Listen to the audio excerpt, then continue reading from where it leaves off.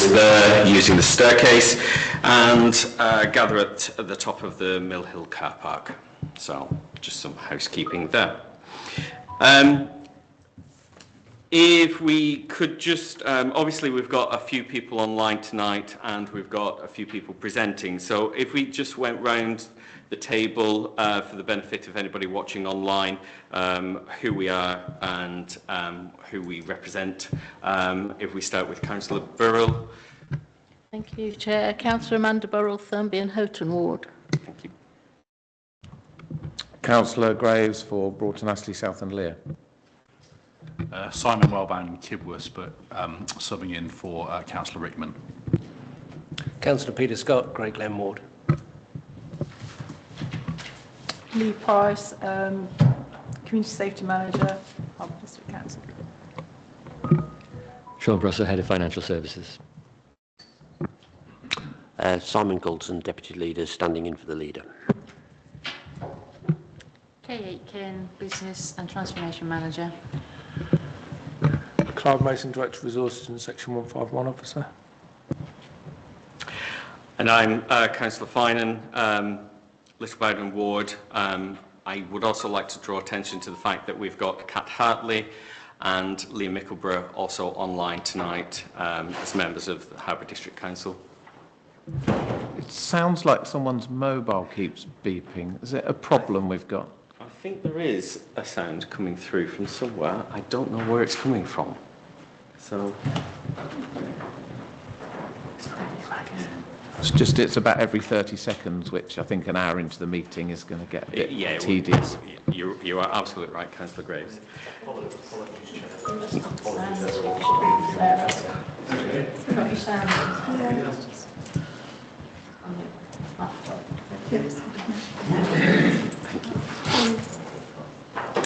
Okay, sorry, and Councillor King is here as well. We were just going around and doing introductions, Councillor King. Thank you, Chair. Can I just, before we start the agenda tonight, could I just suggest we make a slight change to the order of the agenda? I would like it if we could potentially bring the CCTV presentation to be brought forward to item 3. Considered after item 3, which is just confirmation of the minutes. So it would come before the portfolio holder update. If everybody's happy with that, that would be great. Thank you ever so much. Okay, so if we start with the agenda items, item number 1 is apologies for absence. Apologies have been received from Councillor Rickman, who, as Councillor Wellbound mentioned, he is substituting for, and we've had apologies as well from Councillor Foreman and Councillor Gurr. There's no other apologies. I believe everybody else is present. So, sorry. Oh, sorry. We've not. Yeah, we've not got. Yeah. Okay. Thank you. Yes. So, item number 2. Declarations of members' interests. Does anybody have any declarations they need to declare? Interest they have to declare? Yeah. Okay. Thank you. Item number 3, the draft minutes of the Corporate and Performance Scrutiny Panel on the 11th of December 2025. We obviously need to confirm the accuracy of those minutes, but it's already been identified that Councillor Graves was accidentally missed off the attendees for those minutes, and it's been amended justly. But if everybody's in agreement with those minutes, do we have a proposer and a seconder? I think Councillor Burrell, Councillor Graves and Councillor Scott, you were the ones present, so would one of you like to? Councillor Scott and second Councillor Burrell. Thank you. Okay.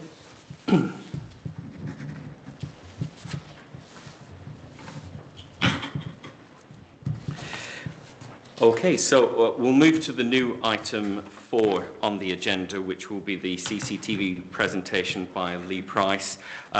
Just to add context to this, the CCTV was on the work plan for last year, and I think it got delayed, so bringing it forward now just to give us an update of what the current situation is with the district's CCTV. So I know it will be of interest to some members. Thank you, Chair.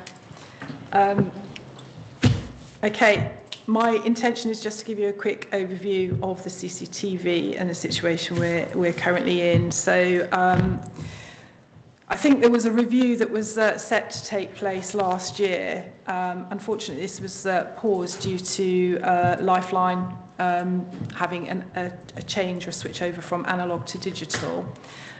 We've also had to further sort of halt any review due to LGR, because we don't know how that's going to look and what the options are for the future. So obviously that's going to have some bearing on what we decide to do or what we can do with the CCTV going forward. So the purpose of the report is just to go through where we are now and then just look at where we can go in the future. So currently we have 11 external cameras in Lutterworth, predominantly through the town centre. In fact, I need to move on, don't I? Sorry, I'm reading it to you, not actually moving on. So that's the first slide that just tells you the purpose of the presentation. And then the second slide, these are the cameras in the Lutterworth district area. So, as I say, they're predominantly in the town centre, but there is one at the aeroplane roundabout to capture traffic issues. As far as I know, certainly from today, they were all working with the exception of the skate park camera, one of the skate park cameras, and the aeroplane roundabout. I have asked for an update on the aeroplane roundabout because that's a recent issue. We don't know why that's gone down. So I'm waiting for ACE to come back to me. And the skate park one it's been a bit problematic for a while, and I am again waiting for ACE to come back to me on the latest update on the works to get that working again. We've got 2 cameras in Scraptoft at the Village Hall. We've also got a camera on Covert Lane to help with the fly tipping issues down there. We've got 6 cameras in Kibworth. They're predominantly through the high street, but there's one outside the library, or on the corridor outside the library and council offices, and one on the park, is it Warwick Way Park or Warwick Road Park. We have a large number of cameras within Harbour Town itself. I think there's about 17 in total. But we've also got cameras within the Symington building. I should get that right by now. So we've got, but that's not run by community safety. That's something completely different. But it is also managed by ACE. Costings. Now, we haven't put Market Harbour and Lutterworth on there because I only got the costings this afternoon, so I haven't been able to update the slides. However, I can tell you what they are, although I do have to query one of the figures that's been sent to me because it does appear to be a little bit on the low side. So these are the figures from last year, and you know, obviously year on year they may change slightly with the cost of living and tools and maintenance prices going up, but also each year a different repair might need to be done, so your repair costs may fluctuate slightly. Market Harbour costing is £1,119.44 plus VAT. And Lutterworth Town is recorded as £447.78 plus VAT. That's a 6-month figure, not an annual figure. I have to query the Lutterworth one because it doesn't seem right to me, so I will come back and update the slides when I've got confirmation about those figures. So CCTV itself, the system is managed on a day-to-day basis by the CCTV or Lifeline supervisor. They check to make sure that all the cameras are working and operational. If they have any faults or if they find that there's anything that isn't working as it should, they will report it to us in community safety, and then we will contact ACE to get somebody out. Same principle applies at, overnight, so the nighttime operator will check that all the cameras are working. Obviously, community safety aren't working overnight, so any reports of faults will be seen by us in the morning, and then we will report them to ACE to get somebody out as soon as possible. Weekends, the same sort of principle applies, but unfortunately, again, because community safety aren't working over the weekend, the fault would not get reported until the Monday morning.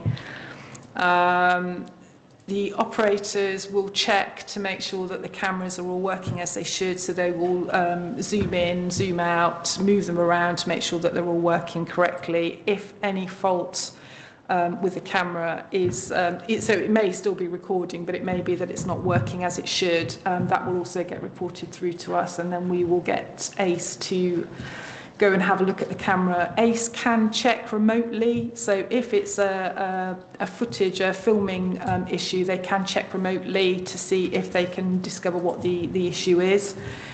If it's something that they can't discover remotely, they will come out and they will bring cherry pickers, but that's done within 24 to 48 hours.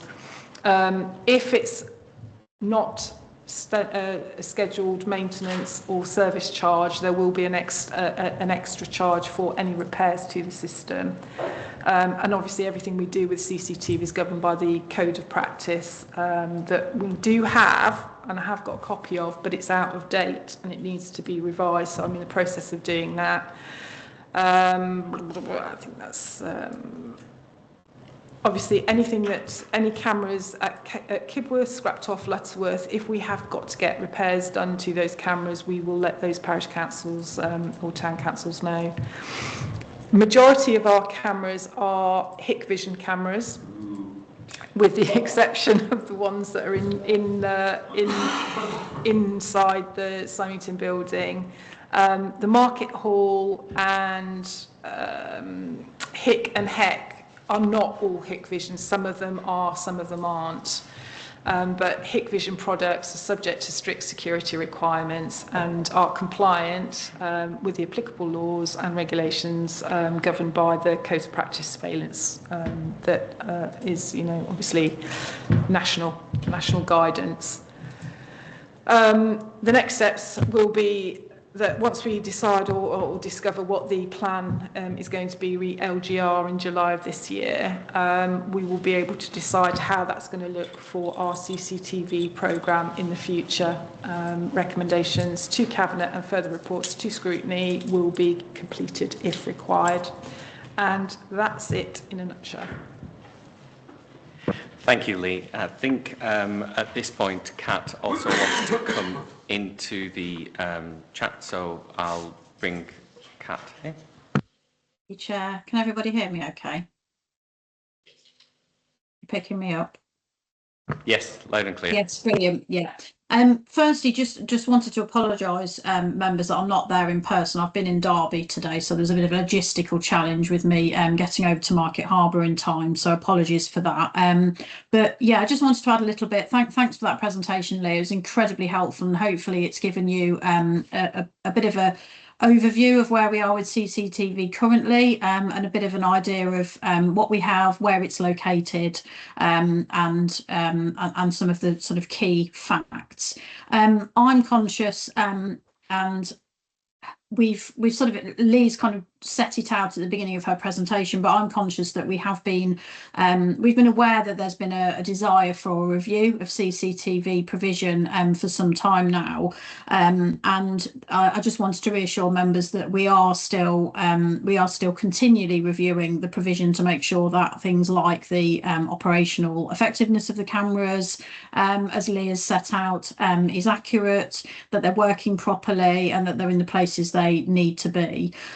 When we started the review, which we did commence sort of about springtime last year of CCTV provision, it was very much envisaged that we would be undertaking a full-scale review of CCTV in terms of, is it in the right places? Does it do what we need it to do? And how do we want our CCTV service to look in the future in terms of how it's monitored, where it's monitored from, what role various agencies have in that. The reason we are not looking, or we haven't brought options to you on the future of the service tonight is because with local government reorganisation sort of sitting there on the horizon, we want to ensure that we've got a very good steer a very good direction of what form of organisation we, effectively what's the LGR decision on the structure of local government in Leicester and Leicestershire, so that we can start to look at what are the real options in terms of service delivery. So what are other local authorities in Leicestershire doing around monitoring CCTV and having CCTV in place, and that is done differently from local authority to local authority. So for example, our neighbours in Hinckley and Bosworth, they have their own full sort of CCTV room, if you want to call it that. They do all of their own monitoring. It's quite a big setup. Similarly for the county council, they have a much bigger operation, and it might be that as LGR progresses, there are options that would be sensible for us to look at in terms of joining up with that service delivery. So as Lee has mentioned in the next steps slide, we are still planning to undertake that work, but we will undertake that work as part of the work leading up to the new delivery of the new unitary local authority organisation, and we'll be doing a wholesale review. So our plan is to see what the decision is from government in July about local authority, local government reorganisation, map out the options, and then bring a further report back for members to consider. And of course, that will go through Cabinet and Scrutiny in due course. So I just wanted to add a bit of context around that, because we know that this is a subject that there's been a great deal of interest in. So thank you, Chair. Thank you very much. If anybody, members, would like to ask any questions, Councillor Graves, you had your hand up. Thank you, Chair. Firstly, that is a touch too loud. I think the sound is coming from the out. It's not Kat's fault, but I was struggling to cope just then. That's really, I think the speaker's facing me, but it's a very, very loud tonight. I've never heard it that loud. If there is a volume control, I'd be grateful if it could be turned down. Also, I'm echoing. My interest is the geographic spread, Chair, of CCTV. I don't know if that's a question to Lee or Kat, but I understand there are a number of cameras in Broughton Astley, but I think the Parish Council pays for the whole lot. Being the biggest parish in the district, I'm not sure how many cameras there are. I think there are a handful. Village Hall, Recreation Ground. I don't know about the village centre, but obviously there's one I noticed in Little Bowden. There's two or three or four up at Scraptoft. I mean, I think we'll be reluctant to add another charge to special expenses, but what's the basis that they're in all sorts of places in the district, including some much, much smaller places, and then Broughton Astley pays for its own? Maybe Broughton Astley could apply for a grant to pay for it. I don't know, but it seems arbitrary to me, and I just wondered if there was a reason for it, or have councillors requested them over the years? Thank you. So Broughton Astley, you're quite right. Broughton Astley don't have any cameras that are owned or managed or operated by HDC. I can't answer at this moment in time why that decision was made, whether it has been... to have CCTV, it's got to be proportionate. You've got to be able to justify the need for them there. And I understand Broughton Astley is quite a hub. I used to police it many years ago, and ASB could be quite right, certainly in the centre. Yeah, it's peaks and troughs. Yeah, I understand that. So it's something, yes, that certainly could be looked at. But again, as I say, if we were receiving lots of reports from the police to say there was a lot of criminality, a lot of ASB, we would then have that proportionality and that justification for putting cameras there and having them monitored by HDC. But as I say, I've only been here 9 months, so I don't know the history. But it's certainly something we could look at in the future, yeah. I would be grateful, Chair, if contact could be made. I would be grateful if Broughton Astley could be told, look, there's cameras paid for by Harborough in lots of places. Sorry, when you said they're not... Apologies, they're not, no. So what happens is we get charged for the cameras, and then we recharge the parish councils or the town councils. Yeah, so yeah, it's not free to those areas. They do actually pay their own. Thank you. And you add the full ratio of monitoring costs, replacement, electricity. Okay, well, I pretty much retract what I said then. I just got the impression that we had a budget. But is it a zero cost centre then? So what comes in goes out, Sean, is that correct? Yeah, pretty much. Yeah, so other than the VAT, the VAT is obviously deducted, but other than that, yeah. Thank you. Councillor King. Yeah, thanks. Is it Leah? Thanks very much. Yeah, I can only just, yeah, I wasn't quite sure how to pronounce that. So thanks very much. So what I wanted to ask was, thanks for that. Will we get a copy of this presentation? That'd be quite helpful. The second thing I wanted to ask, what would be really useful to understand the totality? So picking up Councillor Graves's point, I understand that there are cameras provided, you know, they're managing their own thing, so they're not linked into our network. I understand that, and I know how the Kibworth ones came about. The parish wanted monitoring. They got some money from 106, they funded it. Capital was, they bought the cameras, then there's a monitoring agreement with them, so that's how that works. But what I'm curious about is, you mentioned that one of the parts of the review was to look at, have we got the right cameras in the right places? And that's important, because all the cameras, you can't just say, let's have a camera there, mate. It's got to be because there's actually a need, because either the police, or there's some, you know, antisocial behaviour, or there's some risk factor that it's being determined there's a risk of something happening. And what I really like to understand, and personally I think there are too many cameras, that's my personal view, but I stand to be convinced about that. And what I'd like to understand is how many times a particular camera at locations, wherever they are actually accessed and used, because that's the really important information. Because if cameras are up and they're never used, they're never actually needed to, you know, over a long period of time, then you have to ask the question, why is that camera still there? Now, presumably that's part of the review that you haven't done, and I just say I'm extremely disappointed that, you know, year on, that review hasn't been finished. I hear the argument about LGR, but I'll be honest with you, I don't really think that's an argument that really stands up, because the review of have we got the cameras in the right places, that work you could have done. That's irrespective of LGR, with the greatest respect to all involved. That could have been done, and we could have had that conversation now. Or have we got locations where we do need cameras and we currently haven't got them? So whatever happens with LGR, where the monitoring centre is, or who's looking at them, or whatever, that's a different discussion as to whether we've actually got cameras in the right, have we got the right network, basically. And that, I think, ought to have been done, so we could have had that discussion and, you know, come up with a kind of plan, if I can put it like that, of where, you know, where we do need cameras. As I say, have we got them in the right places? Do we need to have them in different places, etc., rather than let's just wait until someone tells us before parliamentary recess in July what LGR is, because I don't really see what that's got to do with that bit.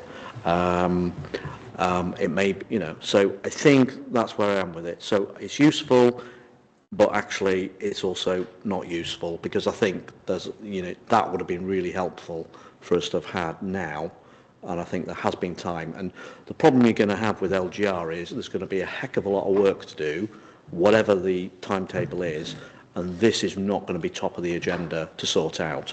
So with the greatest respect to officers, I think that is an opportunity that's been missed, and I think, if anything, Chair, I think this needs to be got on with, not waited. It needs to be got on with and crack on with it to get at least the first level done, which is, have we got the right cameras in the right places, or do we need additional sites because of need, because of incidents, rather than sitting and waiting till LGR for a month's time and then thinking we're going to get the work done, because I'll be honest, I think time is going to run out and you're not going to get it done in time, and then what's going to happen is just going to get shunted to the next, whatever the new authority is to look at, and then that's because of all the turbulence that will happen because of LGR. It'll then be, you know, another probably 2 or 3 years before someone gets around to actually doing that review, and I don't think is that I don't think that's acceptable to me. So I've had a bit of a moan, Chair, but I do think I'm justified because I do think this should have been done. Thank you. Thank you. I think Kat wants to come back in on that. Thank you, Chair. I do apologise. I appreciate I was slightly oddly waving my hand around, but I can't find any mechanism anywhere to raise my hand on Teams. I think it might have been disabled. So I do apologise for that if I looked a bit odd. So I'll just do this. Sorry, Kat. Just pause there for 1 second. Is that the volume knob? Yeah. It's facing me and it's really loud. Right, Kat, go ahead. How is this? Is this better? Can you hear me now? Is that better? Yeah, that's better. Thank you. Speak really quietly. Yeah, I'll try and speak really quietly, but tell me if you can't hear me. Is that okay? Yeah.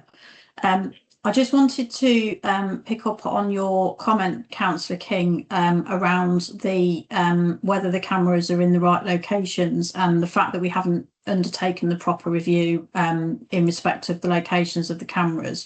I just wanted to make a comment there around the cameras around the district are largely there because they have been requested by parish councils or through our work with parish councils. And I just wanted to provide some reassurance that although we haven't proactively gone out as yet and spoken to all of those areas and asked and reviewed, whether they are in the right places in response to, where they need to be, they are largely there for and at the request of those parishes. So they are able to come to us at any point and ask for that and ask for a discussion around that. So, for example, if I pick up Broughton Astley, just because we were talking about that earlier, not because I'm picking on Broughton Astley, at any point, clearly the parish council can come and talk to us and say, we would like an additional camera, or actually we don't want to pay for this camera anymore because we don't think it's useful, or we want to downscale our provision of cameras. So we can have that conversation at any point. That doesn't need to be part of a formal review. So I just wanted to provide a bit of reassurance in respect of the other comments around should we have done it earlier. I appreciate, yes, that is a view that some people may have, that we perhaps shouldn't have waited till LGR. Accept that is a view. Thank you, Chair. Thank you. Lee, thank you. Apologies. I just wanted to come back to Councillor King because there's a couple of points and I'm going to try and break it down. So the Crime and Disorder Act gives us the legislation behind having CCTV in town centres and cities and places where there's high crime and antisocial behaviour, and it's all part of protecting the wider community and keeping the community safe. So that's where we get that little bit from. We should, you're quite right, we should review the locations on a regular basis. Now, how regular that is, I don't know. There's no legislative requirement. That would be on a ad hoc basis. But yes, we should review whether those cameras are relevant in those places. But also when we have hotspot areas, we do have temporary cameras that we can put up in hotspot areas, and when that problem has gone, we can move them. So we do have one at Wellington Place and one in Welland Park. So just for your information, I just wanted you to know and to be rest assured that we can put cameras in place if we need them. But removing the permanent ones is a little bit more tricky and does need to be reviewed. I understand all that, and my point is that if the purpose of this is to check whether we have cameras in the right places that are doing the job they're supposed to be doing, now I could say that the 6 cameras we have in Kibworth, personally speaking, as I live in Kibworth, and the cameras are on the road that I go up and down several times a day, actually I have got no idea if they've ever been used for any incidents ever, because we've never had any data ever come back to us to tell us if they've ever been used for any incidents. So it's kind of a bit of chicken and egg. Without that feeding back of how many times have cameras actually been used, then I've got no idea whether, and neither with respect does the parish council, and it is on their agenda next week in Kibworth, Beecham, do they know whether these cameras are actually, whether there's any point to them, quite frankly. I mean, yes, having them might act as a deterrent from people doing things, but equally it doesn't seem to make much difference at 12 o'clock at night in the middle of the park where the cameras can't see for the people carrying out antisocial behaviour. So I'm in two minds on it really, but I think that's why we need this review, to understand have we got cameras in the right places, because some of them were requested by the police to be put in.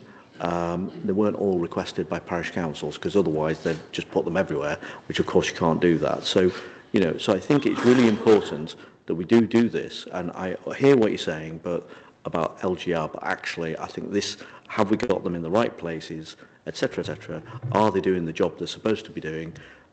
That is really important information that we could have scrutinised now, and you could have told us, and that would have been quite helpful. Then the other issue about how we're going to monitor it, control centre, is it here, is it somewhere else? Yes, that's part of LGR, but that's the next step, rather than let's understand the baseline that we've got, and does there need to be additional?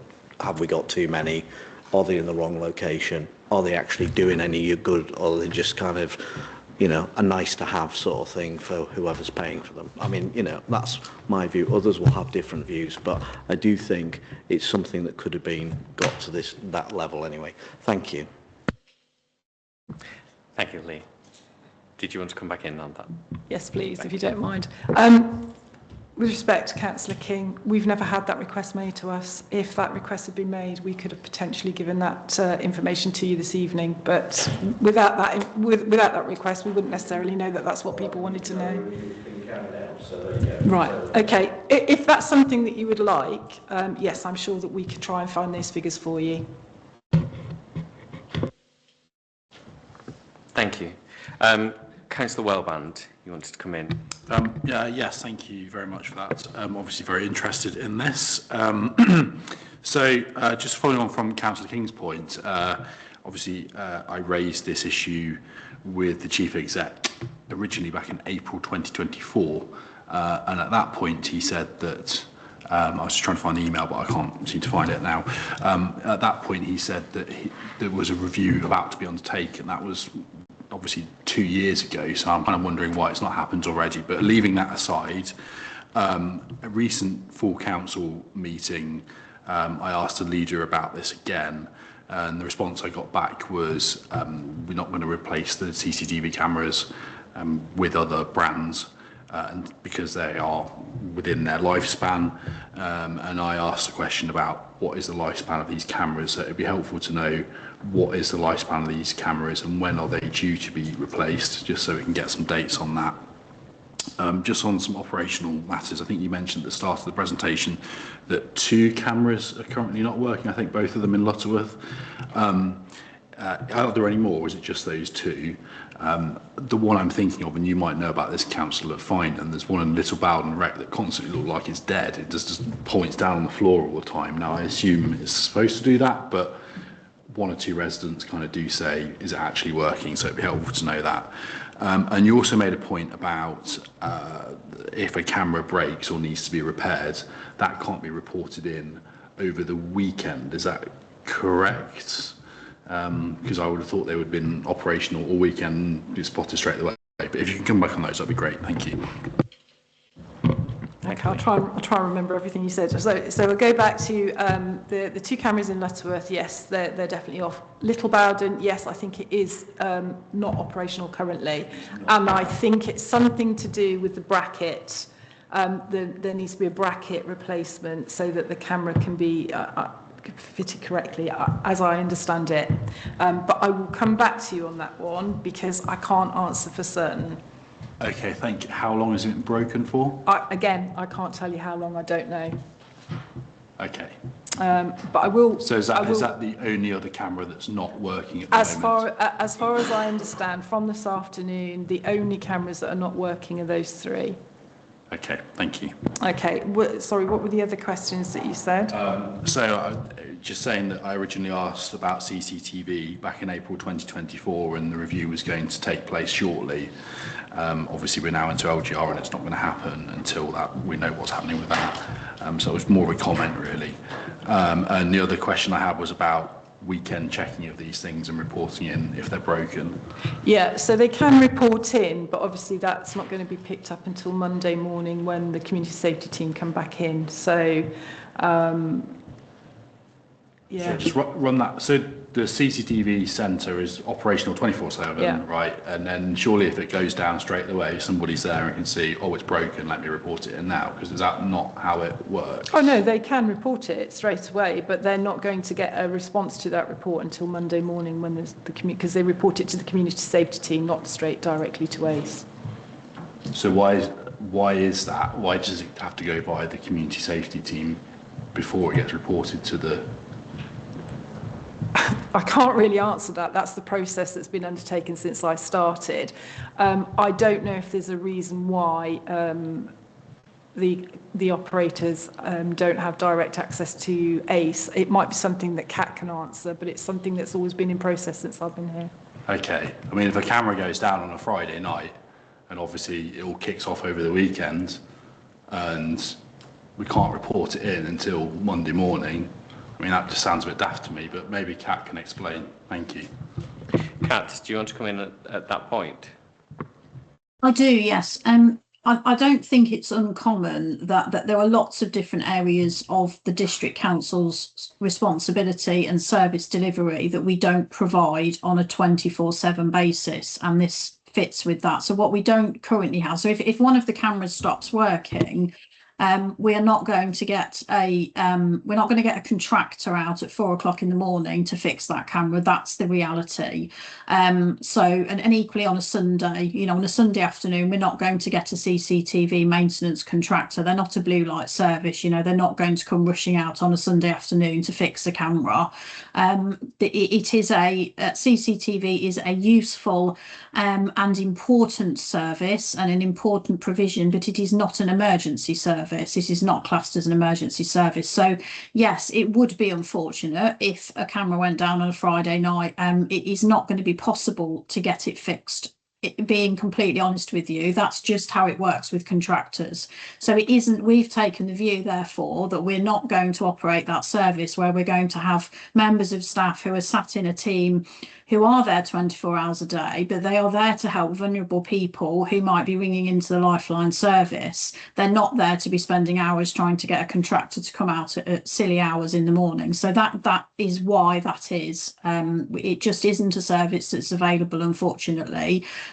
What I can say is that in the time that I've been here, which is 2 years, I have never known of a situation where we have received a report that a camera's gone down for more than a day or so, and that an issue has happened that we haven't been able to capture or haven't been able to feed back to the police as a result of that. But I think it's really important to understand what the purpose of the CCTV provision is. It's there to capture footage that can be used should an incident occur. It isn't an emergency service. It isn't live monitored by the police. They do request information, and they do request recordings quite frequently. They come into the building and they have a look at those, but that is very much after the fact. So they are not live linked to the cameras. If something happened, unfortunately, in a park or wherever, an incident, a horrible incident, let's hope it doesn't, but they do happen, as we know, we are still reliant on that 999 service. Having a camera, operational or not operational, is not going to help in that situation. So I just wanted to clarify that the purpose of the cameras is not there as an emergency service. We are still very much reliant on the blue light services for that. So I appreciate that not having 24 access to a maintenance contract over the weekend might be disappointing.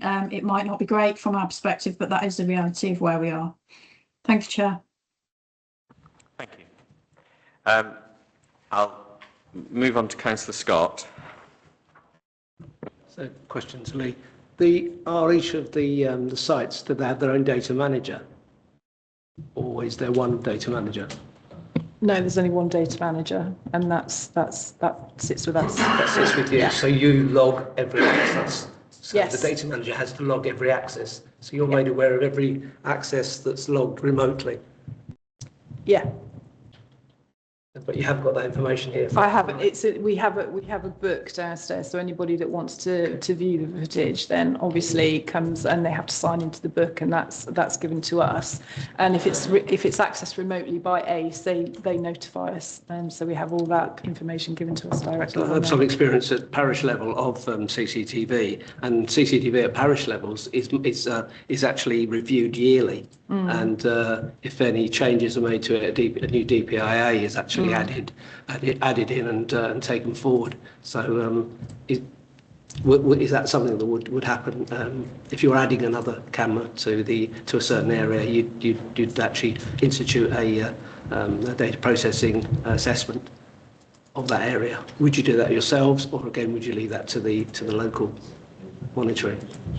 I would have to come back to you on that one because I don't know the process for that, I'm afraid. Okay, thank you. Thank you. Councillor Graves. Yeah, thank you. Just to, it's been really good debate so far, and I've learnt quite a lot. Just to clarify, you're manager of the CCTV team provision? No, sorry, getting that wrong. What I'm trying to get at is, I think so far tonight we're not, as a committee or as a council, aware, for example, of why my ward, my village, Broughton Astley, are doing their own thing. Whether it's better, whether it's worse, I don't know. But I would expect that to be understood as to why, and perhaps I'm looking at Kat on the screen as well, and perhaps even how they're doing it. You know, just a brand name of a camera and what the resolution is. You know, just some really key facts. I would be really uncomfortable if we as a council didn't know why the largest parish in the district had gone their own way.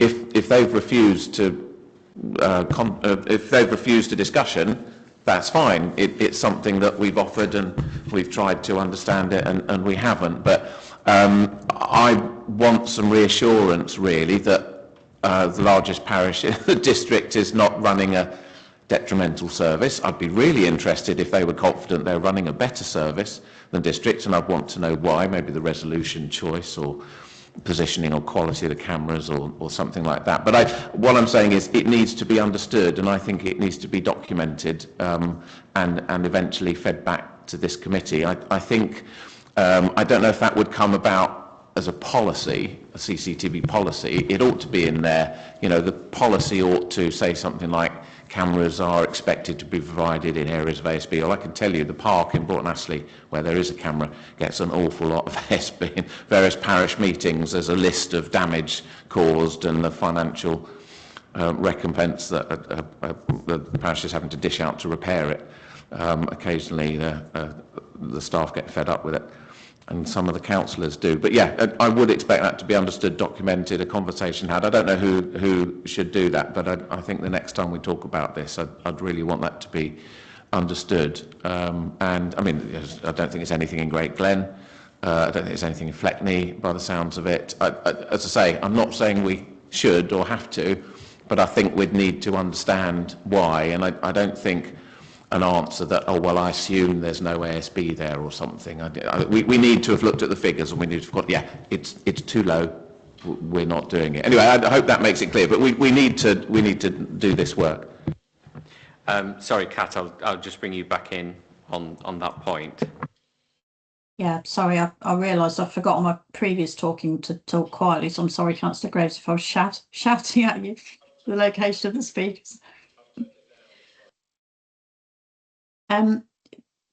In relation to why we have provision in certain locations and different arrangements and how that's come about, I think the reality of that is it's going to be a series of historical decisions that have been made following discussions about what different areas want. We can certainly pull some information together for you on that, and we can see what we've got on file about who asked for what and why at various points. And I think the data request, I think it was Councillor King that asked earlier around having some data brought back in relation to incidents that are captured and how often the cameras are used. is also something we can do. So I think we had said earlier in the presentation that we were expecting this to be a further scrutiny work plan item during 2026-27. So we will absolutely make note of these information requests, and we'll make sure that that information is brought back to the panel. Thank you, Kat. Councillor King. Yeah, thanks, Chair. So I think we've raised a number of important issues, Chair, and I heard what the director said. But I think somebody said, do we have CCTV policy? And I think actually we do have one. We need to review that and put into that some of these. So, for example, picking up the point about how often do we review the network of CCTV, that should be in the policy. The issue about, well, we don't report repairs at weekend. I mean, personally, I can't really see what the problem is. I mean, assume that if other parts of the 24-hour monitoring system for Lifeline breaks down, do we leave that till Monday morning as well? Or do we call the people up and say, can you come and fix it because it's broken on a Saturday afternoon or evening or whatever it is? So I'm a bit, just a bit uneasy about that.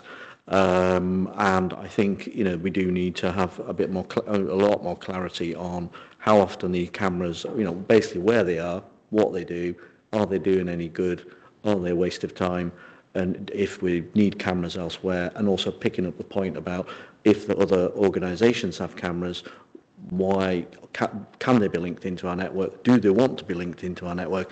And if they don't, then have we actually recently explored that? Because it could be it was 15 years ago, and the people at the time who were running the show there said, well, we don't want to do that, and who knows what and why.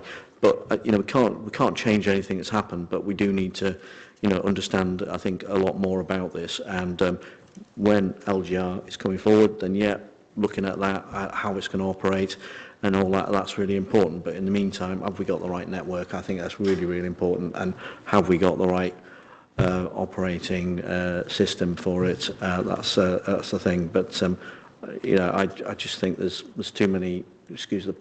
I just think there's too many gaps in this information, really, Chair, for us to come up with anything cohesive in terms of, apart from request more information and a more comprehensive report. Quite frankly, as useful as the presentation was, it's really just the minimum stuff, really, to be honest. Thank you. Thank you. Councillor Scott, did you... Just a question regarding, do all the CCTV cameras have the opportunity to use number plate recognition, or haven't they got that option? No. I mean, No. They've got that at a parish level in Great Glen. I mean, for a car park, it's been most valuable because there was antisocial behaviour and drug taking going on. So it's almost a must for a CCTV camera to have. We are getting some more, but that's being requested by the police, and it's something that's being driven by the police. So, but obviously can't tell you the locations. Okay, and moving on from, I think it was Councillor King was saying, sorry, it might be Councillor Graves, the historical reasons are usually asset protection at a parish council level, that you have a clubhouse or an area that you suspect it could be used for antisocial behaviour. So that's the reasoning where the CCTV cameras have been put in. So yes, it builds up in a sort of a non-aligned way. It just particular parishes feel they have a need for it. So that's the real reason, I believe. Thank you, Councillor Scott. Councillor Wellborn, did you want to come back in? No, it's just a very quick one. It's just on these broken CCTV cameras, they are kind of bothering me a bit. It'd just be useful to know how long some of these have been out of operation for, because I remember, just thinking back now, that this one in Little Bowden has been, I think we first raised it in 2023. It may have been broken longer. I mean, if that's been out of operation for 3 years, I mean, that's just completely unacceptable. So if we could find out a bit more information, I'm sure you'd be very interested in this too, Councillor Finan, because it's in your ward. If we could find out a bit of information and come back to us, I think that would be useful. Thank you. Thank you. I think there's a strong desire. I mean, presentation has been excellent in the fact that it's raised these concerns about what service we're being provided with in some ways, and how that's being delivered. So I think I know that it was based on the request for a report, and that report's been held off, but if we could push that through so that it moves forward to the work plan as early as possible, would that be something we could do, Kat? Yes, absolutely, Chair. Thank you very much.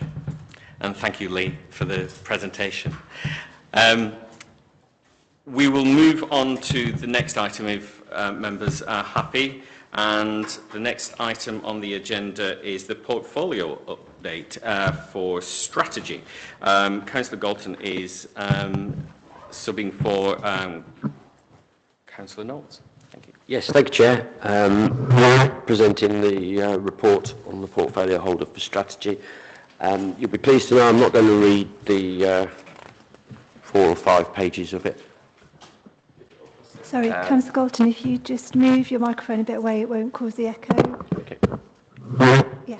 Okay, I'm not going to read all 4 pages of it, but you'll see it covers a number of areas: local government reorganisation, the recent budget process.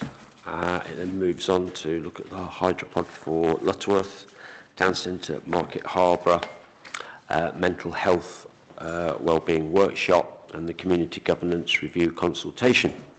So, I'm really here to take any questions and any issues that want further information to raise with the leader and the chief exec. If members got any issues, then come back. Councillor Scott. That's a question. I'm reading the report where you, sorry, it's not yourself, but you're reading this on behalf of Councillor Knowles, aren't you? There were meetings with Lutterworth Town Council, Broughton Astley Parish Council and Fleckney. What were those meetings regarding? Were they the master plans that, the much vaunted master plans? I think these were specifically about the items in the budget for doing works and projects with parishes. So certainly with the Lutterworth one, there are regular meetings with Lutterworth Town Council, with it being a large authority, and the leader likes to meet with Lutterworth Town Council. There's been a number of projects taking forward, so there is a good dialogue with them. Broughton Astley, that was, I think, specifically on a project they're looking at with their car park, and I think the chief exec and the leader went over there. That was my understanding. I believe that work is ongoing. There is some issues about how much the project is costing and what the parish council is looking for in terms of funding. And before Councillor Graves makes the point, it is regularly made that Broughton Astley funded all this, the leisure centre themselves, with no support from this council previously. Under the previous administration, I think a decision was taken not to do that. So that dialogue is really looking at projects that the parish council is looking to take forward, going forward, like, for example, improving the car park, how this council can help. In relation to Fleckney, that I think is specifically about their sports centre project, which is coming forward now. And there have been a number of meetings with Fleckney Parish Council about that and what support we can give them, which could include some funding. I'm disappointed you didn't mention Great Glen, and there have been a master plan meeting recently with Great Glen Parish Council, because I was there, right. Parish Councillor. I can't tell you why he's picked those 3. Maybe they're quite recent. I know he's met with Great Glen. Sorry, might be because they're the ones that wants to highlight, but some of the others are more contentious, perhaps, so they've been left out, possibly. I can tell you that there was definitely contentious issues. There have been contentious issues at Lutterworth. I can definitely tell you that. And there has been at Great Glen as well. Thank you very much. Sorry, Councillor Scott, can I just clarify, what's the master plan?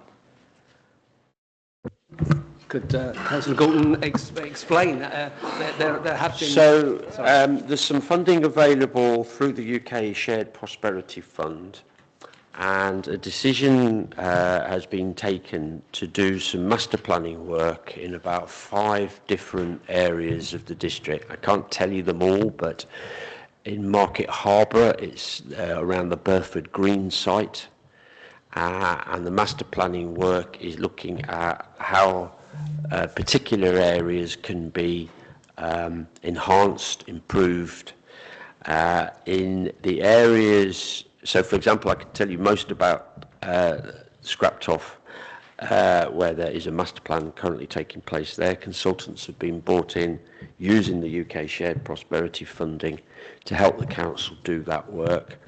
And it, you know, given the amount of development that has taken place and is planned and the increasing population, that work is looking at community facilities, the role of the hub there, and the fact there's a particular issue whenever they try and acquire some land, and I suspect this is a common issue in parishes, acquire some land for some leisure or recreation provision.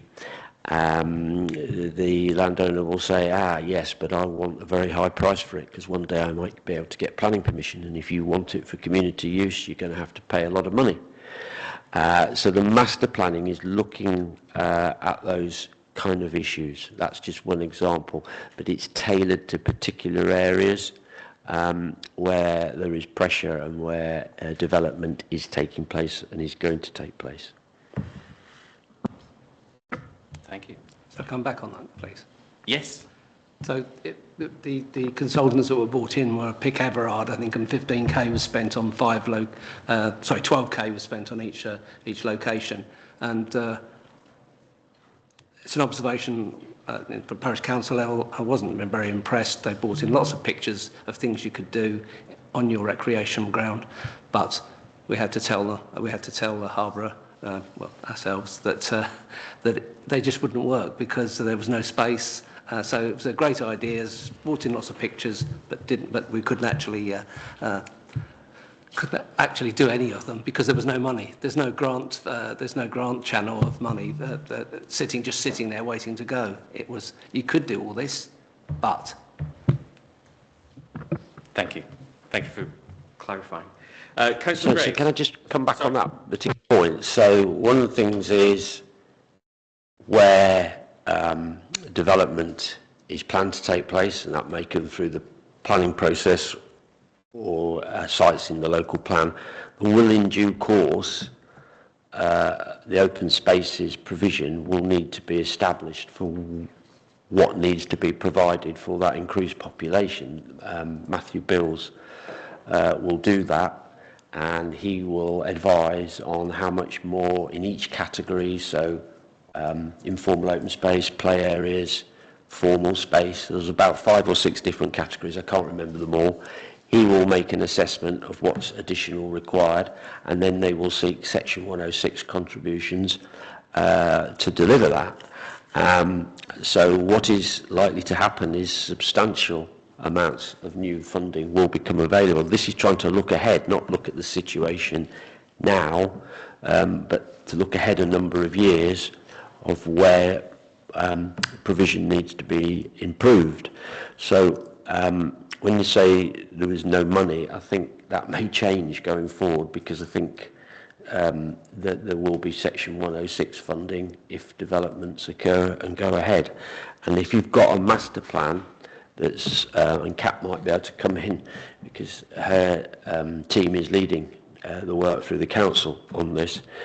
If you've got a master plan that's done and it's very clear what the needs are and what it intends to provide, you've got a very firm basis in which to go to the developer and ask for funding. If you've just got a blank sheet of paper and, oh, we'd like this or we'd kind of like to do that, where's your evidence? You're going to be challenged back. So that's the thinking about having doing this master plan work now, so that we've got some evidence when things come along later.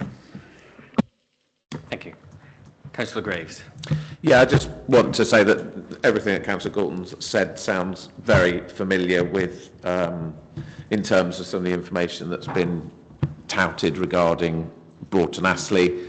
As one of the 4 ward members there, I have also started to receive a little bit, but it really is at the early stages. I've been told it is connected to development, so if the local plan site does proceed, if the local plan is endorsed, etc., then that site is touted for 475, but I understand the developers already uplifted that to 550 in their planning discussions. That's at least a 12.5% increase to the village, and that requires some fairly major reassessments of village infrastructure. So yes, that does sound familiar, but it really does involve, I mean, Pick Everard's been mentioned. They did have an initial session in Broughton Astley, but their one idea that they'd worked on and spec'd up was basically rejected and redirected completely by the parish council, who said, we don't want that, we want this instead. And that's completely fine for the parish council to say that. There are some extra risks with the second option, because the first option is completely owned by Harbour District Council, the second one isn't, but it's within their prerogative to say we don't like your suggestion, we want something else. But the significant amount of development that is likely to come, regardless of whether it's through the local plan or not, there are some of our large settlements that large housing is being directed towards because of the sustainability issues of directing housing towards sustainable locations, and we can't just put 500 houses somewhere without assessing really the whole community for how's it doing.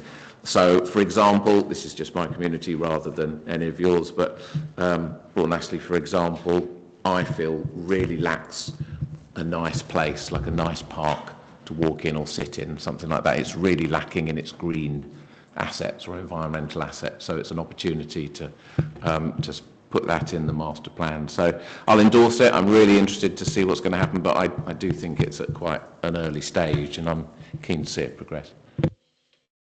Thank you. Councillor King.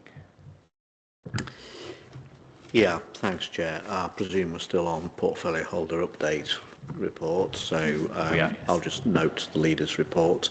I'm not going to talk about some of the comments that are in there.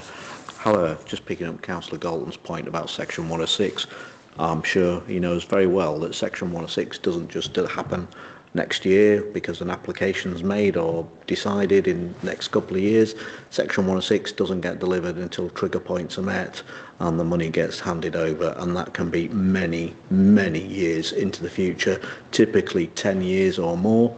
So what you've just said, with the greatest respect, I think that was somewhat a bit misleading, because the inference you were making is, oh, it'll, plan now and you'll have something pretty quickly.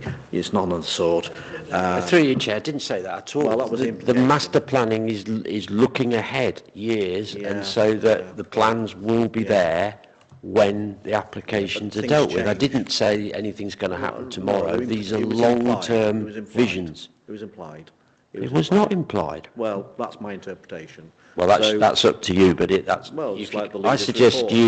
would suggest you look at the reasoning behind why these master plans are being done, and it's not short term. You haven't funded a master plan in Kibworth, and yet we've had masses of development and continuing to be targeted. I can't tell you why the particular areas were chosen for the master plan. You need to ask Kat. Aren't you the portfolio holder for it? I'd hope you know one. Sorry, just hang on. Are you the portfolio holder for it? I think it's being done through the leader's portfolio, but it doesn't make any difference because ultimately it comes back through the cabinet. But within the limited budget available, the areas have been picked that are the master plans are being done in. So who made the decision as to which? Hang on, just a minute. So who decided which areas were located? You'd need to bring Was it a political decision? On that. Was it a councillor decision, or was it an officer decision? I can't answer that, Councillor King. I don't think Kat is online now. Oh, she's I think she was only here for the presentation. Chairman, with the greatest respect, the deputy leader of the council has just told us he can't answer a question about who decided to spend, what, 200, was it? 80 grand. Was £60,000 on 4 master plans for long-term community benefit, and he can't explain or confirm. I'm pretty sure there is a criteria. We can get that for you. I'm pretty sure it is the areas that are anticipated to take significant development. Okay, but who decided, A, what the criteria was, and B, ultimately made the decision it's those 4 areas against these other areas?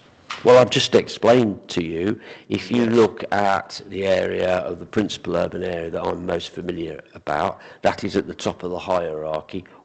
We've agreed the submission local plan, so, you know, it's night follows day, doesn't it? It's quite obvious why we would pick that area. Similarly for Broughton Astley. Do you mean the Cabinet? Yes. So that's the answer. So the Cabinet decided where these locations would be. That's correct. But I just said to you that very clearly that there are other locations like Kibworth, Great Glen, sorry, they were included, but Fleckney, they were one of the areas, weren't they? But so there are some areas that haven't been included in this master plan process that have got we'd got a set amount of money, so it clearly wasn't possible to do every settlement in the parish, in the district, sorry. So in the end, you have to make a choice where you're going to do it, but I can tell you it is where it is anticipated that there will be pressure for development, and pressure is already occurring. Right. Okay. Thank you, Chair. Thank you. Thank you. Any other members have any questions for Councillor Goldford? Thank you, Councillor Goldford. Thank you, Chair. Okay, so we're moving on to the new item 6 on the agenda, which is the performance report. We have Clive Mason and Kay here to present the report. So I am going to pass you over to Clive now, as Councillor Knight has sent his apologies as he is at a District Council's Network Conference. Through Chair. Sorry, ladies and gentlemen, I'm feeling a bit poorly tonight, so forgive me if I'm a little bit flaky. I might have to pass over to Sean to do some of the detail, but and that's why I haven't got a jacket on. I accidentally left it out. So yeah, so in front of you, you've got the performance report for Q3, which looks at both the financial performance and qualitative performance. If we could go to the Cabinet report directly, really, that.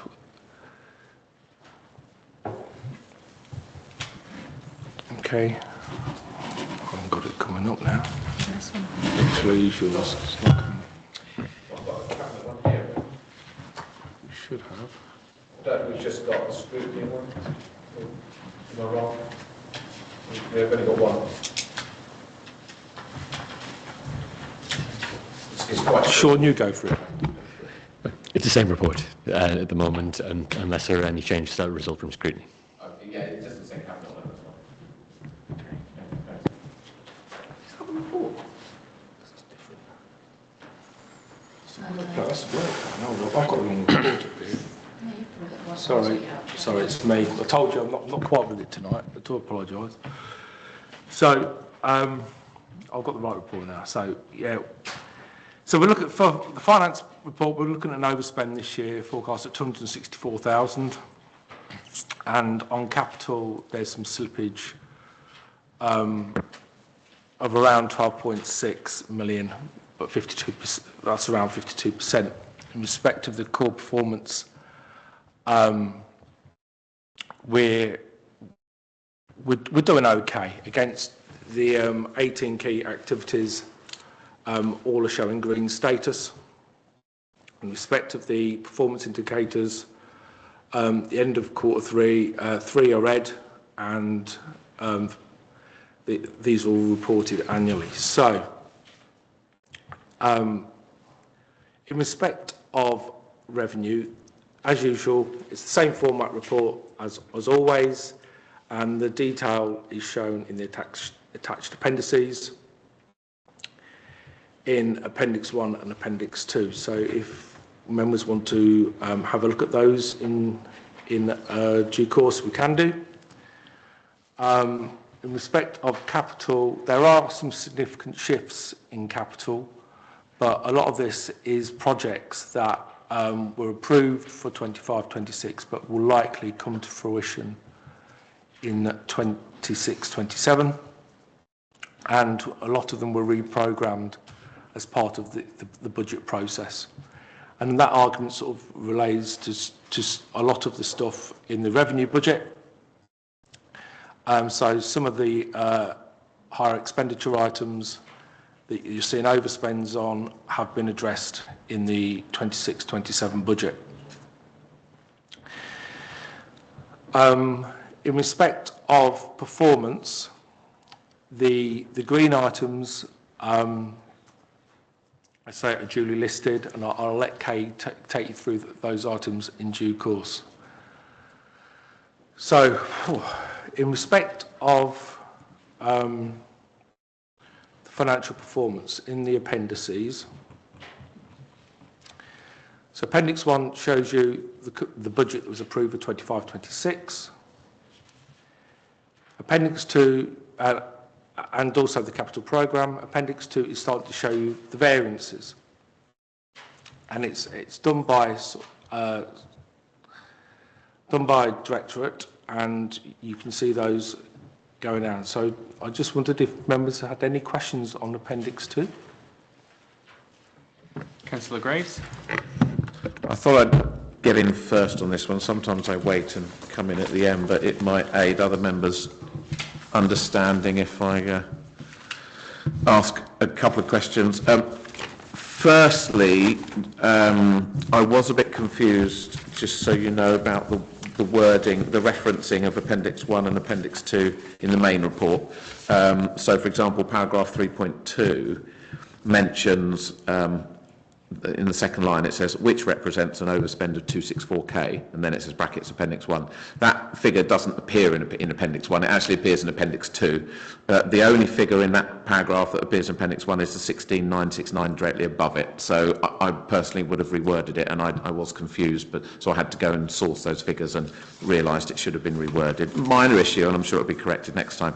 But going to the 264k, actually at the bottom of Appendix 2, Chair, I just want to bring to members' attention that when you disaggregate when you take out the wonderful investment income which we've received, which is £795,000 more than budgeted income, you can actually say that there are overspends in this report of £1,059,000, and I just need members to be aware that it's not overspends that add up to 264. It is overspends that add up to around about £1,059,000, but then it's clawed back by the investment income of 795. So there's lots of overspends in here. Many of them I've ticked as being understandable and okay. But Chair, this time there's a really interesting one. It's not one of the biggest figures, but I did email Sean Prosser about it earlier today, and he kindly emailed me part of the answer. But I think coming out of this meeting, Chair, I'd be grateful if we could, I don't know if it needs a recommendation or whether the officers can do it anyway, but many members of the public, and I've had members of the public mention this to me, when they Google, and for example, Dan Woodywis that has a bit of a bee in his bonnet about members' allowances, and he's mentioned it to me more than once in the past. He's looked at members' allowances and said, oh, what about this, or they're out of date, they're not showing, and I forwarded an email to the Section 151 officer, and the allowances then appear or are correctly published.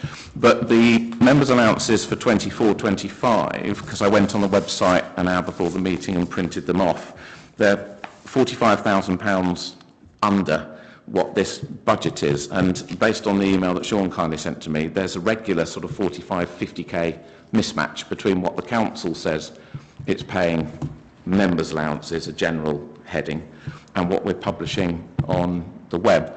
What we're publishing on the web is split down in between basic allowance, special responsibility allowance, and travel and broadband expenses, which I thought was everything. But there's another 45-50k going through. And so, for example, in the blue section of Appendix 2, to get to brass tacks, the figures, it says members' allowances are £48,000 forecast overspend. It might be that I park that comment there, but there's something very odd going on there that we as members ought to understand our own allowances budget at the end of the day. If we're accountable to the public, and various members of the public and members look at the members' allowances chart, we ought to know if anything extra is going through it. But it was a little concerning to find out that the budget hadn't moved for a few years. Over to Clive. Through you, Chair. Yeah, so as part of this last budget round, when Leah started, she eagerly went through members' allowances, and we noticed that they hadn't been inflated. So the budget that there was for members' allowances hadn't been inflated, but of course your allowances had been inflated, so the actual was out against the budget, and that was the reason. Sorry. Now, for the next budget, for the budget that's just been approved, that correction has been put in for that. So you will see that coming through. Can I just ask you to double check those numbers? The reason I say that is, so for example, a 1 year inflation on our basic allowance was £210 each, which is about £7,000 for the year for all basic allowances.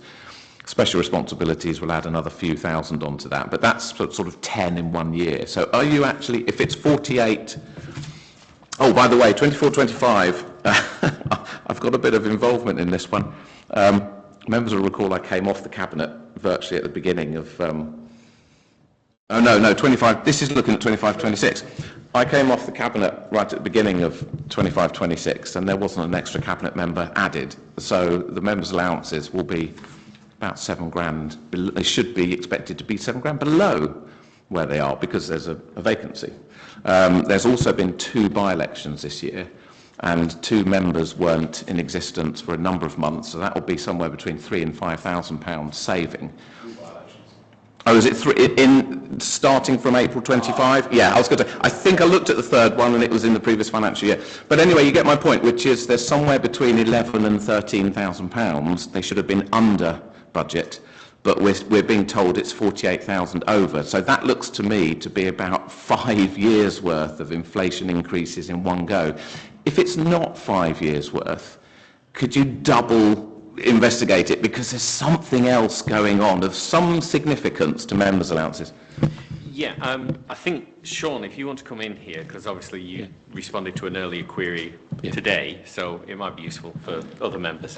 Yes, so through you, Chair, the part of it is national insurance, which isn't part of the members' allowances that are reported. It's a smaller amount. There's some non-pay items in there. I need a little bit more time to go through it, because like I say, only had the request through at 5 o'clock. So I think that there are other bits that will go into it.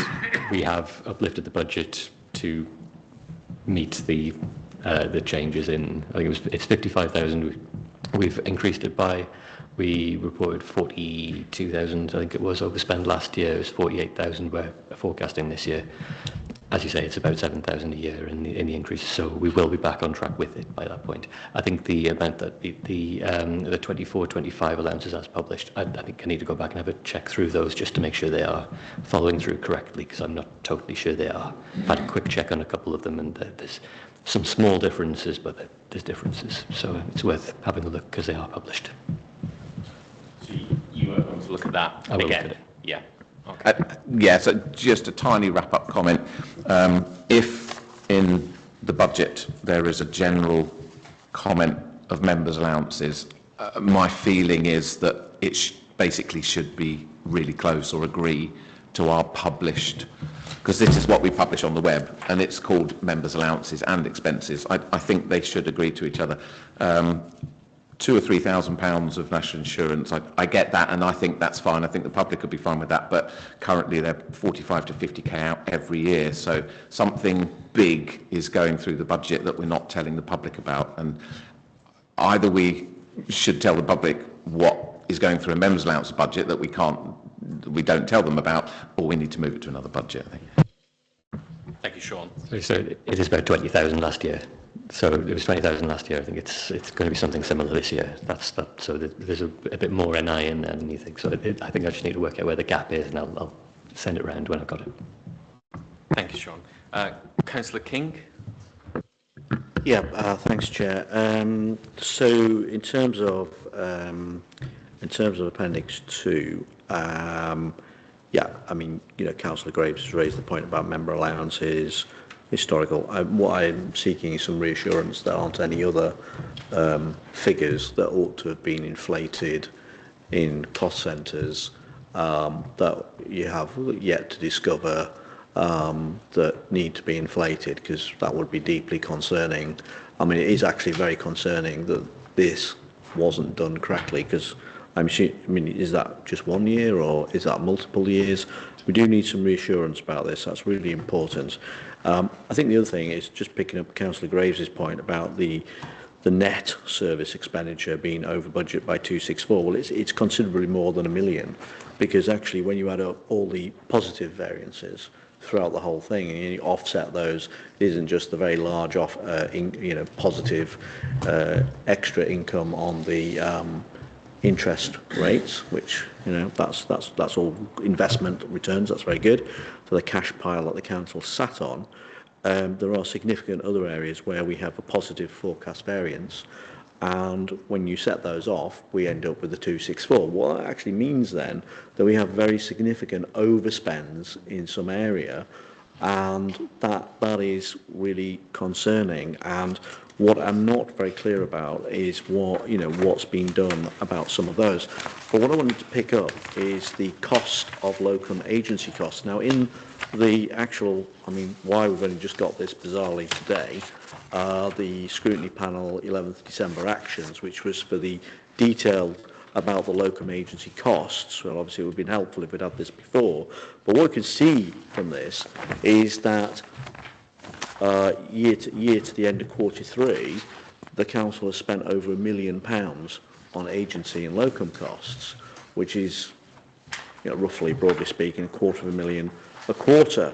So that's concerning me, because one of the biggest areas is in the finance and legal side, and I'm very concerned at the amount of money that's been spent. I mean, the legal side is not, because then I tie this into the appendix, and it talks about we failed again to recruit someone to head of legal services.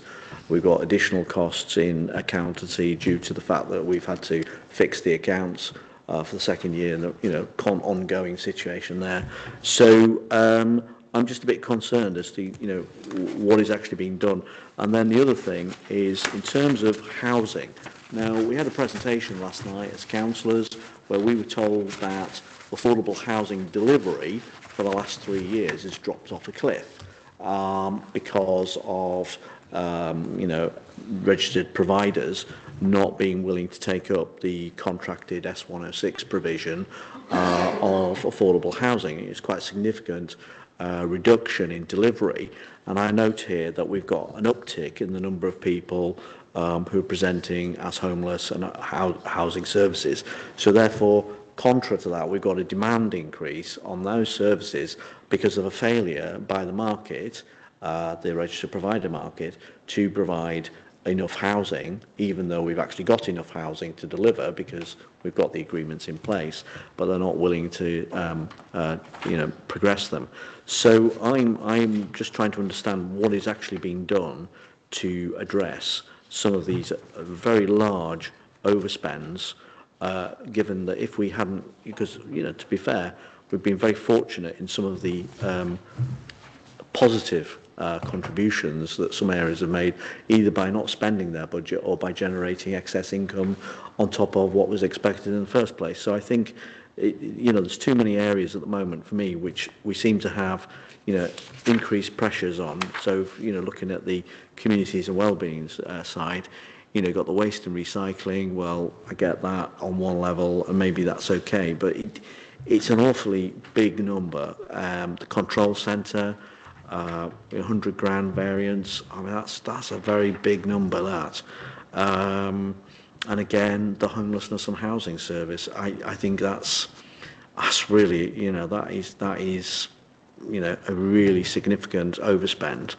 And, I would just wonder how much of that is related to this drop-off in supply of affordable housing, which we were told about last night on the briefing for members. So I think we do need a bit more, understanding about some of these things. That's what I wanted to say, Chair. Thank you. Yeah, thank you for that, Councillor King. Just in relation to this document, it was circulated to members on the 2nd of February. So it's just there for your information tonight as reference material.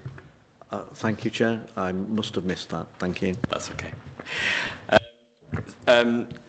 Does anybody want to come back on the overspends? I mean, just looking at the homelessness and the housing benefits combined, they're roughly £500,000, and then obviously on the vacancies and accountancy services, that's another £500,000. So, yeah. So, in respect of legal services, well,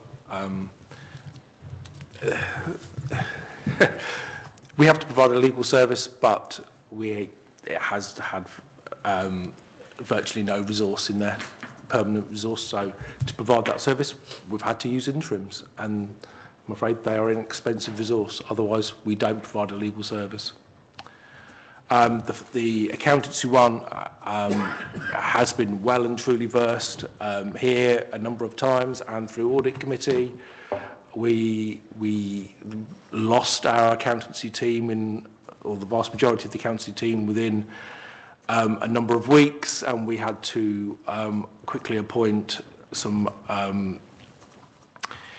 interim staff to carry us through, and then we had the issue of the accounts, which we've had to have some additional resource to help support us through.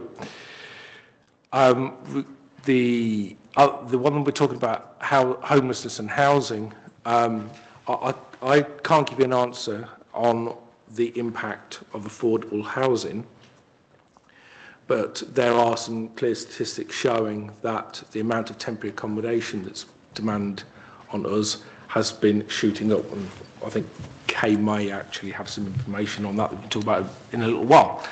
However, the council is doing everything it can to negate that cost. We are buying houses to provide temporary accommodation.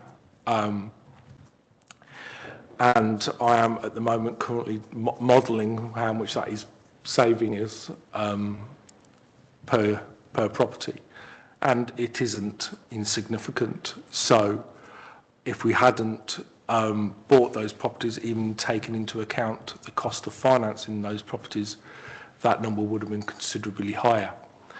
However, this is a national issue. This is not something just hitting Harborough, and we're addressing it as proactively as we possibly can. So, thank you. I think Leah is also going to come back on the head of legal services. So just before I go to Councillor Graves. Yeah. Thank you, Chair. I may have misheard Councillor King, but I think you said we hadn't recruited a head of legal. First time we tried to make the appointment, we were unsuccessful, but I'm pleased to confirm that we have now appointed a new head of legal. They're just going through their recruitment processes and checks, and then hopefully they'll be able to start to sort of build a new team. It is a challenging environment to recruit, so this won't be an easy or quick fix, but hopefully they'll be able to establish that team soon. Yeah. The only reason I said that is that's what it says in Appendix 2, so that's why I said that. Thank you. Yeah, through you, Chair. And this happened since we drafted. Councillor Graves. Thank you, Chair. Before I go to two specific questions at the top of the green-coloured appendix 2 pages. Just wanted to make a general overall comment on something that Councillor, just to expand a little bit more on something Councillor King said. I'm conscious, look, I was Cabinet portfolio holder of finance for a couple of years. I'm conscious that there's been a significant increase in spending at this council. Some of it is generous grant related, but others are related to staff costs in a variety of places. So there has been, in the last couple of years particularly, a significant expenditure increase, and I'm specifically looking at Councillor Galton at this point. So this is, I think, the second year where obviously there's investment income coming in, but it's the second year where the overspends, if you forget about the income, are over £1 million. So not only has the budget, I mean, some people might say explode, I wouldn't say explode, it's not correct, but it got significantly bigger. There's then again another £1 million overspend sort of across different areas. And if I was on Cabinet at this point, I would be talking about much closer monitoring. Do we need to change the rules on environments? Do we need to change the rules on acceptable levels of overspend, for example? I mean, to what extent do permissions for overspends just fly through because the Constitution or the financial rules allow anything? I don't know, but I would have reviewed the whole thing by now, so I can hope that Councillor Knight has reviewed the whole rules and notification processes, monitoring, etc. But just to get to the specifics on the green page, I just wanted to bring members' attention to the first 2 lines. The first line is quite interesting for me because open spaces, the revised current year budget is just over 200k, and we're forecasting a 25% increase on that. That's really interesting to me because I don't know if many of you were aware, but we had one of the warmest, sunniest, driest summers last year, and quite a few things didn't grow very much. So I noticed that across the board, whether it's district council or county council, a lot of grounds maintenance people, and I met and spoke to 1 or 2 of them, they said that they actually were going on to other projects because, for example, the grass wasn't growing very much. Now, I might be wrong, but that's the sort of layman's understanding I got, that there was a whole level of cutting back and extra things being done. Now, I thought it was because grass wasn't growing very much, things were dry, etc., so they were freed up. I don't know if I'm wrong, but if they were freed up, I would have expected a lot of extra ad hoc requests to be done within normal budgets. So I'd like a little bit more information, if possible, about why there's a 20%, 25% overspending there. And the second line, it's very helpful that the 225k over and under is explained, that there's a netting off. So for members' benefit, it's like seeing plus 225 and a minus 225. And I'd like a little bit more information, if officers can let us know this evening. So the explanation here is 225k overspend due to management fees, income shares for car parks. It says due to, but it doesn't sort of say what has happened. I'd be interested to know why is it lost income? Is it extra costs? And then it says netted off by one-off savings on salaries.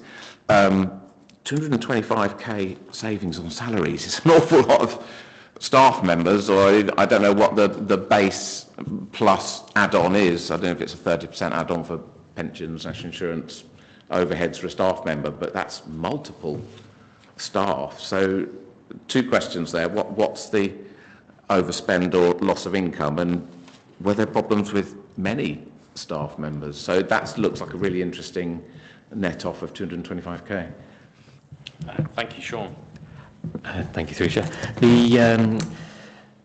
I think the part that isn't included in there is these are the reasons why it's gone back down to a variance of 8,000 rather than it was above. So normally we wouldn't include this in as a line within there, but because it's got the over and under and it's moved from an overachievement of income down to a kind of a net position.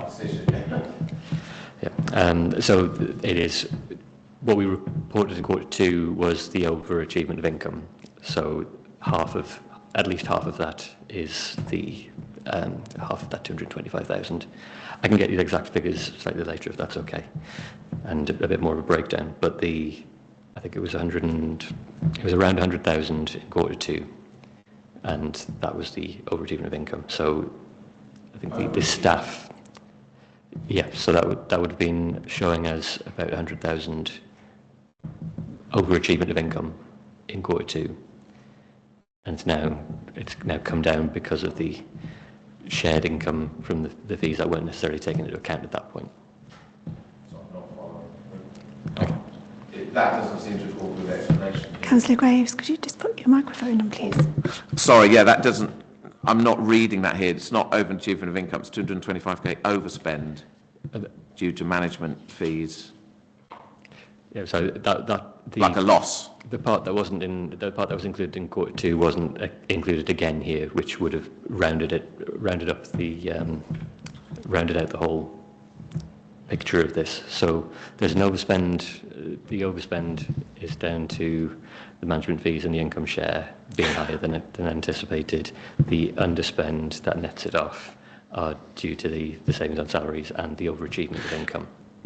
Just a small recommendation, Chair. It sounds like these lines should be separated out into the separate issue. It sounds like there's multiple significant overs and unders, and for some reason they've been netted. But could I just ask that question? If there's a 225k difference by one-off staff savings on salaries, are we multiple members short on salaries? Are we like 4 or 5 or 6 parking attendants short, or? I think we are several down, but the other, I think it's about 120,000 relates to that, which reflects about 4, I think, and then the additional income is the other 100,000, and then the income share is the cost, and the management fees are the cost. So I think if it's okay, I'll provide you a breakdown of that separately, if that's okay.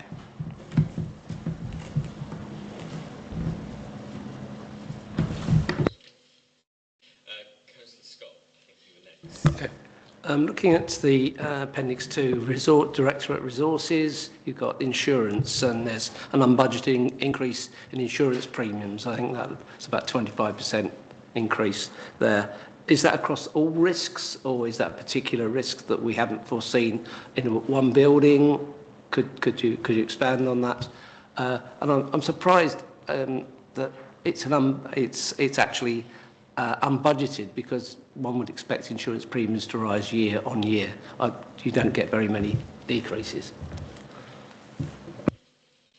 Through you, Sean. Yeah, it was budgeted for an increase. The premiums rose higher than expected at the start of the year. So there are some other areas where we've had, I think waste is one of them, where the increase in contract cost was tracked to RPI or one of the other the inflation indicators that was higher than it was expected when the budget was set in February. So that's what's happened here, and the increase in overall insurance was higher than expected. So this insurance, this is general insurance. This isn't it like home insurance. It's buildings that we're insuring, not any other risks. So of the actual the increase, was that down to individual properties being empty? That sometimes increases insurance risk costs, or was it just across the board from your one insurer, from your one particular insurer? It was across the board, and there are some additional areas that we've taken on, but none of them are significant enough to cause this increase on their own. It is that the overall percentage applied. I think it's an actuarial tables issue, effectively, in the same way that car insurance can rise by that kind of percentage year to year. Okay, thank you. Councillor King. Yes, Chair, thank you very much. So just coming back to this car parking issue, so on the very helpful information that we were given back on the 2nd of February, sorry, thank you very much, which I didn't read at the time, I'm just trying to kind of match this up with the revised 25-26 budget figure for car parking, which says 607. So what I'm trying to understand is, what is that 607? Is that car park netted off surplus income? Because in the document we were supplied in February, it said the forecast expenditure, sorry, net figure was 779,837. So I'm just trying to understand. It does say that might alter by quarter 3. This is this thing here. So I'm just trying to understand the 607 figure. Is that the same thing? Is that the same thing? The net surplus after all the expenses, all the costs, and everything have been accounted for? Is that what have I understood that correctly? Yes, sure. Through you, Chair. Yes, that's how it's approached. So I think for some of these in future, I'll provide more of an expenditure and income breakdown, if that would be more helpful, because I think there are some of these things that are overs and unders in different areas. Yeah. So if I may, Chair. So I'm sure colleagues will know that I've raised a couple of questions previously about staffing of parking enforcement, because we have a problem with parking enforcement, not necessarily in the off-street parking, but on the on-street. And the issue is that in many parts of our district where we have double yellow lines, I'll just pop my hat on in a moment as for being a double-hatted member, and in other parts of the areas where we operate this service for other councils, there are numerous instances where that double yellow line enforcement is proving very difficult to get consistent enforcement. And one of the reasons I'm led to understand is because of a lack of staffing, and it seems to be a persistent issue. Now, when we've raised this with the leader of the council, the leader said he wasn't bothered about that, and that because he didn't have any complaints from anyone in his email. I paraphrase slightly, but he did say that he didn't have any emails, complaints from anyone in his inbox. And I have told people to complain to him if they're not happy. But I'm just concerned that, where are we with this, the kind of the staffing up of this service? Have we got the full quota? Are we getting anywhere near to the 13 FTEs that apparently are on the establishment figure? Or are we still struggling to keep people and have a full complement? Now, in a parallel world, this has actually been requested that this is looked at the other authority, because we're, with another hat on, we're deeply unhappy that, double yellow lines are not being enforced on a regular basis. So I think we need to understand, what is going on here and what are we doing and what is our partners doing to recruit enough staff, because, a few, 2 months ago, we were told the net surplus figure would be 780,000, and here we are, and it's only expected to be 607. That's a significant decrease in net surplus in less than 2 months. And that's very concerning, Chair, that we've suddenly had a very significant deterioration in a very short period of time. So I'd like a bit more information, and I think we probably need to do a deep dive, Chair, in a future meeting onto exactly what's going on, if it's not already on the agenda, for car parking enforcement as a whole. I think it was on the agenda for the other services meeting. For some reason, in my view, it should have come to this meeting, but I think it was on the other committee. Anyway, they are. Thank you, Chair.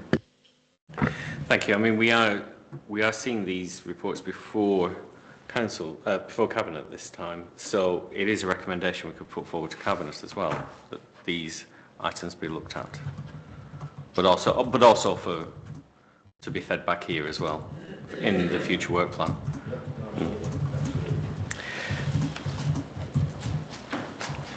Any other questions for the finance report? Because we also have the performance side as well. So, apologies. Yeah. Good point you make about we are seeing this before Cabinet. I think this is the first time it's happened. I know many members requested that. It's been requested. So yes, I took a slightly different view, and because I was on Cabinet for a couple of years, I thought, no, I should get it first. But I understand the request, and there's benefits either way.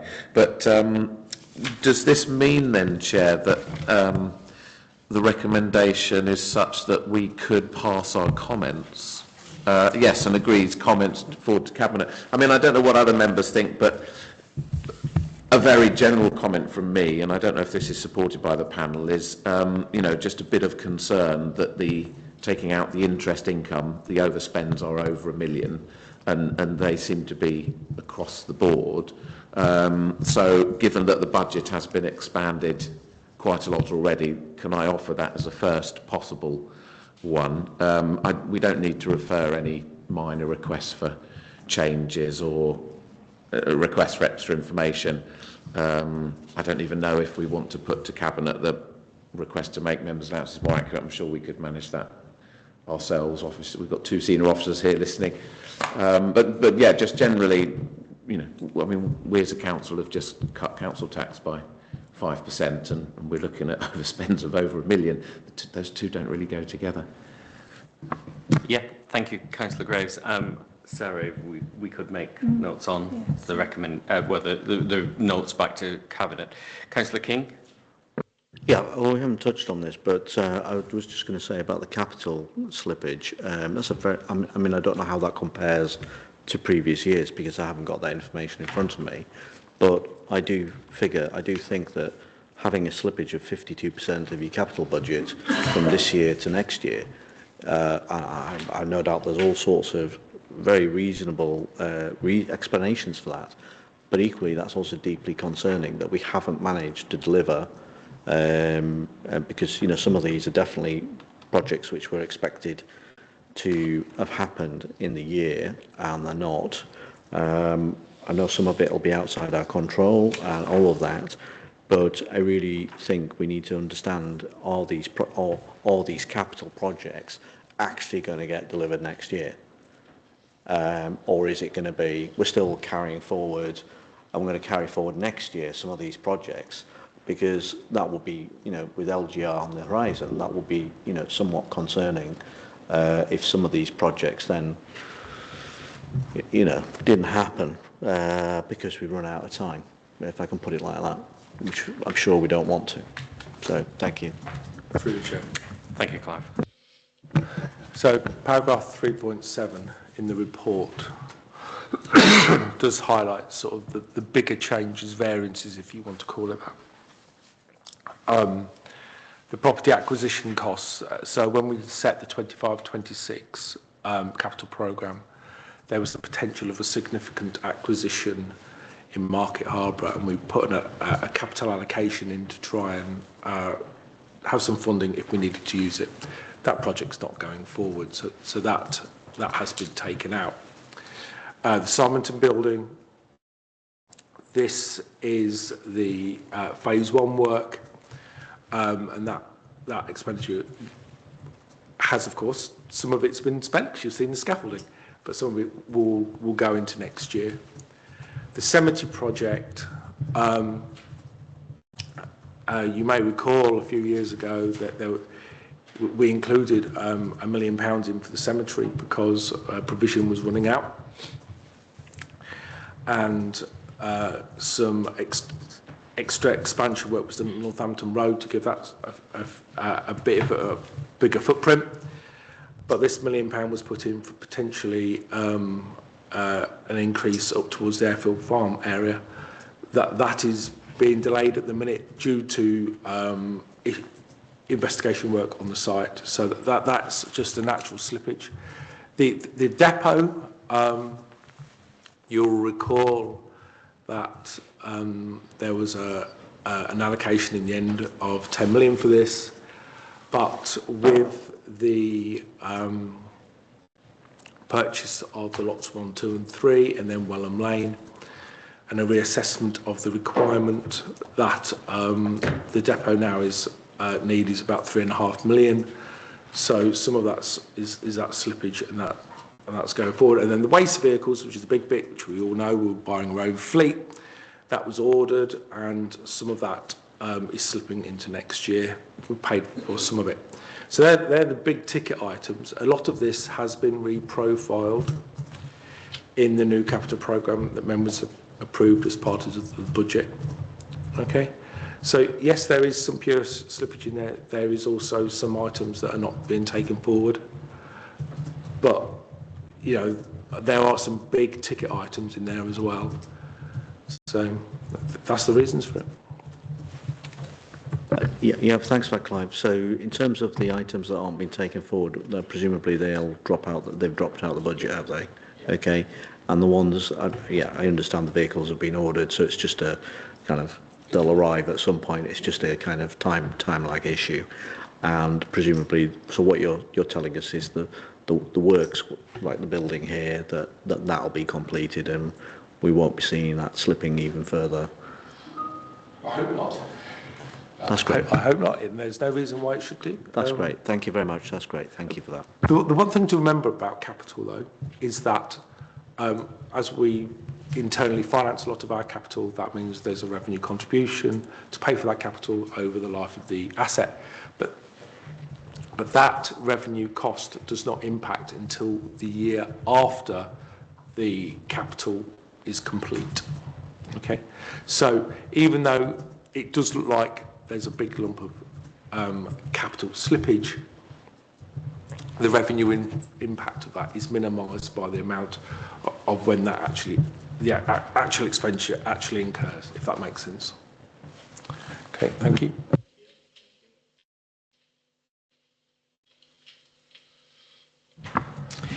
Okay, we will move on from the finance side to the performance side. Okay, if I could pass over to you. Yeah, so If you just microphones. after all this time, I forgot that. Yeah, the main highlights are put into the report for you to oversee, and then the main appendix that relate to performance are Appendix 5, 6 and 7. Appendix 5 is all of the key activities that form part of the corporate plan report, and there is a narrative from project owners around the status of those projects. At this time, it isn't believed that any of those projects are not going to be completed for the actions within this year by the Q4 report. The Appendix 6 report is the more numerical report, quantifiable report. So again, on there, you can see that there are 3 actions that are currently sitting at red. There are 4 actions that we report on annually, and 2 at amber, and the rest are green. The report lays out some of the green activities that are significantly of importance in terms of things that have previously not been performing as well. So things like the establishment and agency costs, which we've already had a little bit of a conversation about, the number of payments that to creditors within 30 days has seen significant improvement over the financial year. Things such as turnover of staff and working days sick still are green and way below target. Those that are at red status then are, for this quarter, an ongoing issue with the corporate reports, stage 1 and stage 2 complaints. We've started to break that down now to give you information about which ones of those are at stage 1 and which ones are at stage 2. And we're currently reviewing the process of how we respond to corporate complaints. And as we can see, that it's the stage 2 element that are causing the response time to be delayed. So that is just behind the target of 77%. Average number of weeks taken to complete disabled facilities. So this is our light bulb service, which they undertake our disability grants and adaptions work. That currently is way above the target of 32 weeks instead of 20 weeks. Again, the head of service there, Anna Farish, I think came to do a report, possibly at Cabinet last time, about the light bulb service, and what she is doing is trying to understand within the mix what kind of activities are taking the time that are being delayed. Light bulb are reporting to us that they're seeing more significant young people's adaptions, so it might be that a household has to have a new wet room, downstairs bathroom, and those kind of adaptions do take significantly longer than the 20 weeks. So from next quarter, we're trying